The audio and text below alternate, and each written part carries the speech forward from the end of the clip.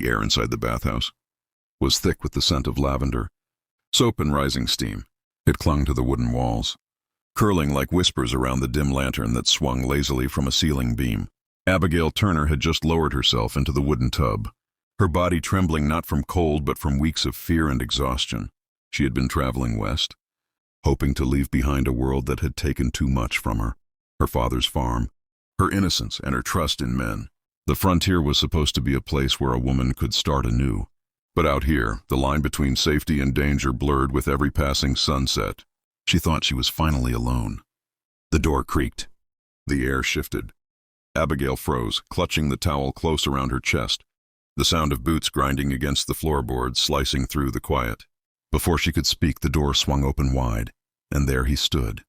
He was tall, the kind of tall that made the doorway look too small for him. His skin was bronzed by the sun, his long dark hair damp with sweat and dust from the road. His chest rose and fell hard, scars mapping the story of battles she could only imagine. His eyes, dark as midnight rivers, widened the moment he realized what he had walked into. She started, her voice trembling, but the words stuck in her throat. He looked away so fast his hair fell across his face, his jaw tightening with something that wasn't anger. It was shame. "Forgive me," he said, his voice deep and accented, his hand gripping the door frame like he was holding himself back from running. "The sheriff's men were after me. I didn't know anyone was inside." Abigail's heart pounded, her fear warring with curiosity. An Apache? Here, in this lonely bathhouse at the edge of a white settlement. Every tale she'd ever heard painted his kind as wild, ruthless, unforgiving. But his voice, it carried something human, something fragile. She stood, still clutching the towel, eyes locked on the stranger as the water rippled around her knees. "Who are you?" she demanded, trying to steady her breath. He hesitated, his gaze still fixed on the floor. "Tahu," he said finally. "They took my horse. I just needed a place to hide for a few minutes." His words were rough but sincere, like they'd been dragged from a place of exhaustion and pride. Abigail's fear began to thaw into something else, a strange empathy. She'd seen men hunt animals for sport. She knew what it meant to be cornered. Still, her trembling fingers betrayed her. "You can't stay here," she whispered. "If someone sees you, they'll—" Her words were cut off by the sound of horses outside, hooves pounding hard against the dirt. Tahu's head snapped toward the window, his instincts sharp as a blade. Abigail's breath hitched. "They're here for you?" He nodded, jaw tightening. Without thinking, she reached for the small blanket beside her tub and threw it at him. "Hide behind the barrels," she hissed. He didn't move at first. Surprise flickered in his eyes. Then silently he did as told, crouching low behind the old barrels of soap water just as the door burst open again. Two men in sheriff's badges stepped inside, their eyes sweeping the steamy room. Abigail forced herself to meet their gaze.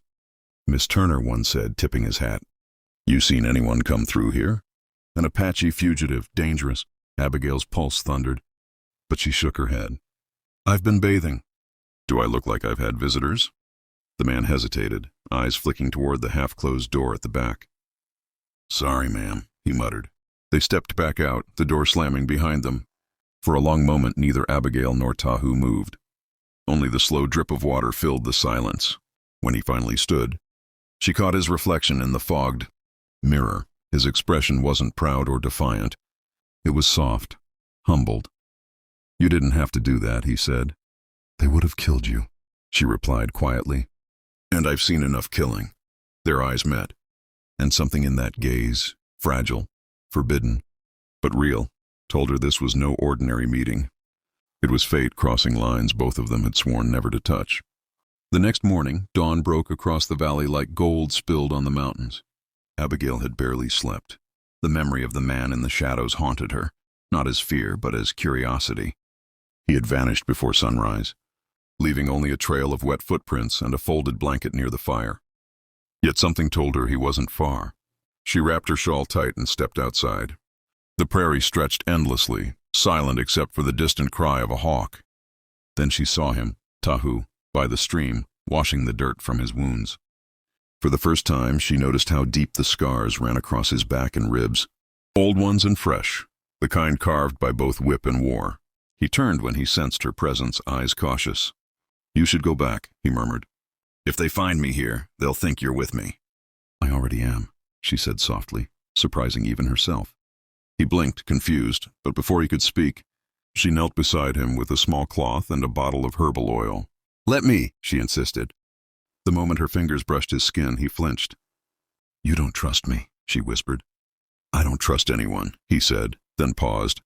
But you're different, as she dabbed the wounds. The tension between them shifted, not of fear, but of two broken souls recognizing each other's pain. She learned that he wasn't running from justice, but from hatred. His village had been burned after being falsely accused of raiding settlers. He had lost everything, his family, his people, his faith in kindness. And yet, Abigail said, voice trembling, you looked away.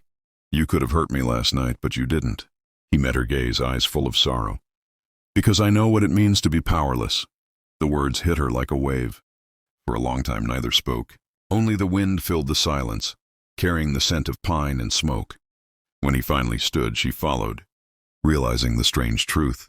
She wasn't afraid of him anymore. The world had called him savage, but she saw something gentler beneath the scars. As days passed, Tahu stayed hidden near the cabin. Abigail brought him food, bandages, and stories, small offerings of trust. He fixed her fence, helped her gather wood, and in return, she taught him a few words of English he didn't already know. Slowly, laughter began to replace silence.